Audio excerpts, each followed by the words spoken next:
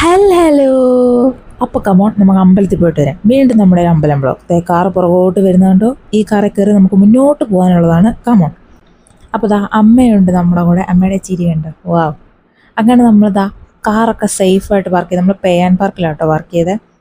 ഇന്ന് മഴ വരുമെന്നുള്ളതിന് എൻ്റെ കൂടെ വഴക്കുണ്ടാക്കി കോട്ടയം എടുത്തുകൊണ്ട് അമ്മ ഇറങ്ങിയതാണ്. പക്ഷെ നല്ല കൊട്ട വെയിലായിരുന്നു കേട്ടോ. നല്ല കൊട്ട വെയിലത്ത് ഞങ്ങൾ ഇതാ നടന്നു പോയിക്കൊണ്ടിരിക്കുകയാണ്. പക്ഷെ ഇന്നലത്തെ മഴയുടെ ആഫ്റ്റർ എഫക്ട്സ് അവിടെയൊക്കെ ഉണ്ടായിരുന്നു കേട്ടോ.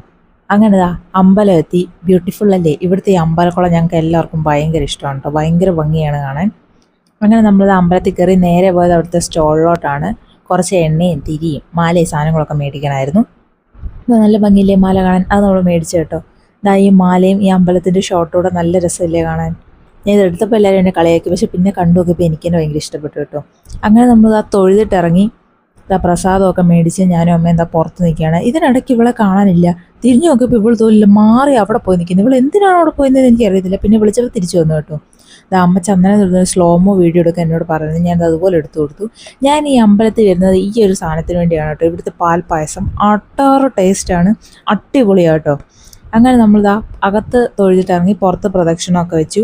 അപ്പോൾ അവിടെ നോക്കിയപ്പോൾ ഇതേ മഞ്ഞളിരിക്കുന്നു. അപ്പോൾ കുറച്ച് മഞ്ഞളോടെ എടുത്ത് നെറ്റിക്ക് തൊട്ട് വൃത്തികേടാക്കാമെന്ന് വിചാരിച്ചു. അതുപോലെ ഞാൻ ചെയ്തു.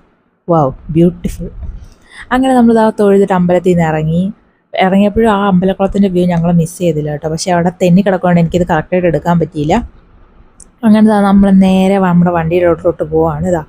ഒരാൾ മുന്നേ പോകുന്നുണ്ട്, ഞാനും അമ്മ പുറകെ വരുവാണ്. അങ്ങനെ കാറിലെത്തിയോടെ തന്നെ ഞങ്ങൾ പായസം കുടിച്ചു. അടിപൊളി പായസമായിരുന്നു കേട്ടോ. എല്ലാവർക്കും ഇഷ്ടപ്പെട്ടു. എനിക്കും അമ്മയ്ക്കും കൊച്ചിനും ഒരുപോലെ ഇഷ്ടപ്പെട്ട പായസമാണിത്. ഇവിടുത്തെ പാൽ പായസം അടിപൊളിയാണ്. അങ്ങനെ നമ്മൾ ആ കഥയൊക്കെ പറഞ്ഞ് പായസമൊക്കെ കുടിച്ച് നേരെ വീട്ടിലോട്ട് പോയി. അപ്പം ഇന്നത്തെ അമ്പലം വ്ലോഗ് ഇത്രയേ ഉള്ളൂ. അടുത്തൊരു വീഡിയോ ആയിട്ട് വീണ്ടും വരാം. അതുവരേക്കും ബൈ.